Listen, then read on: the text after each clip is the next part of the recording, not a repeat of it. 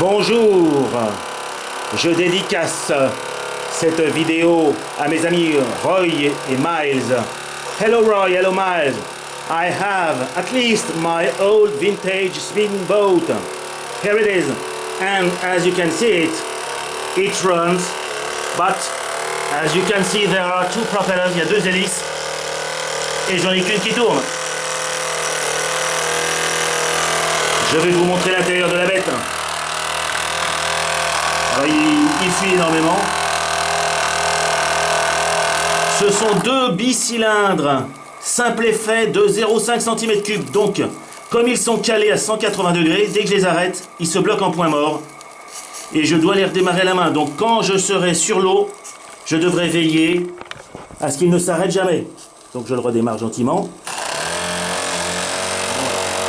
Ah, il fonce, hein. Ralentissant. Allez, doucement. Allez, redémarre.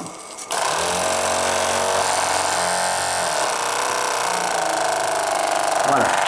Alors, la jauge, j'ai demandé à JPV de me faire une chaudière sur mesure, ainsi qu'un micro-tank sur mesure, avec un micro-brûleur. Enfin, vraiment, tout est sur mesure.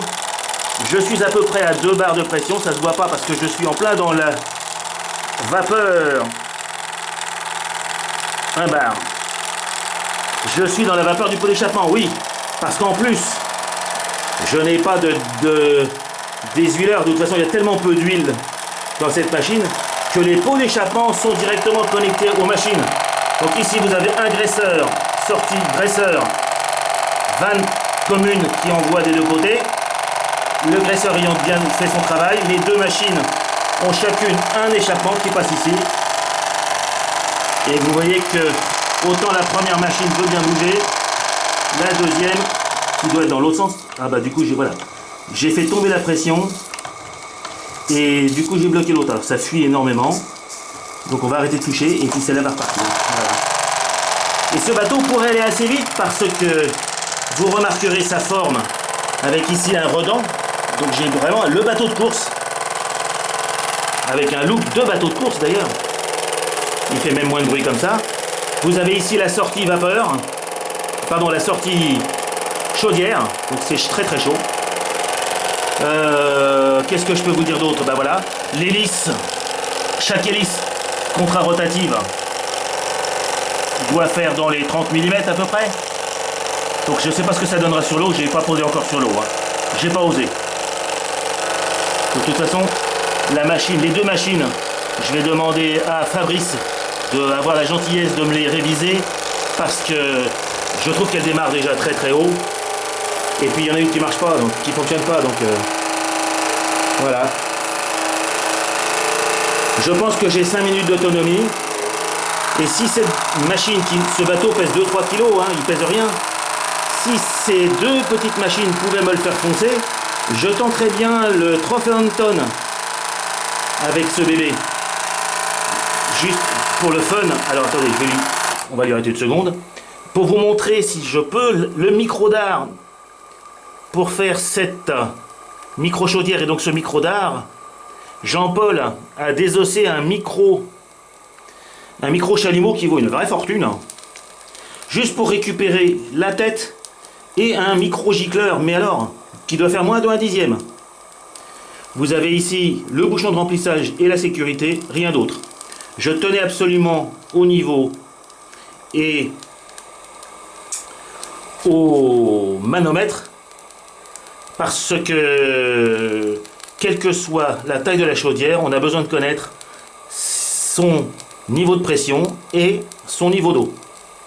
Même si effectivement le micro chalumeau qui est à l'intérieur ne risque pas de débraser la chaudière.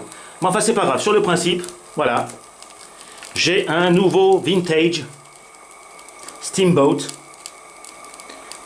twin machines, single action, 1 cc total. Hop, le voilà. N'est-il pas beau? N'est-il pas beau? Et je vais le redémarrer.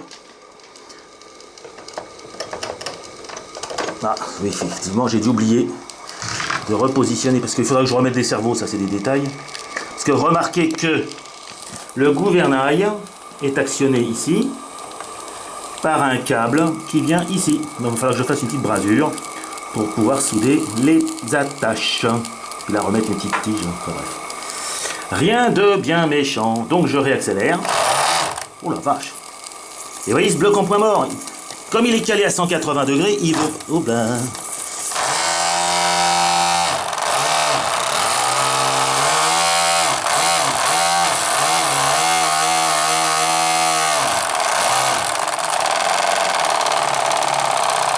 Fabrice, je compte sur toi pour que mes deux machines tournent de la même manière. Regarde celui-là, il fait crache-prouille, et puis il bouge pas. Je suis malheureux.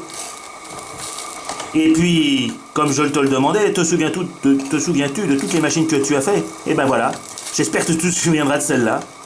Et que tu sauras lui redonner vie parce qu'elles sont vraiment trop rigolotes. Bon, en attendant, en dessous, c'est le bain de pied. Le niveau d'eau, bah vous voyez, il est en train de chuter, mais ça crachouille. Puis alors, je vous raconte. Alors, madame n'est pas là. Je vais vous montrer par terre, mais bon, ça se nettoie, mais c'est mouillé, hein. Mais regardez ce que ça peut donner quand on accélère. On dirait vraiment un bateau de course, hein. Un bateau de course que je pourrais mettre dans ma poche. A pocket speedboat, a pocket steam yacht, a pocket speed steamboat. Twin cylinders, bicylindre, 1cc.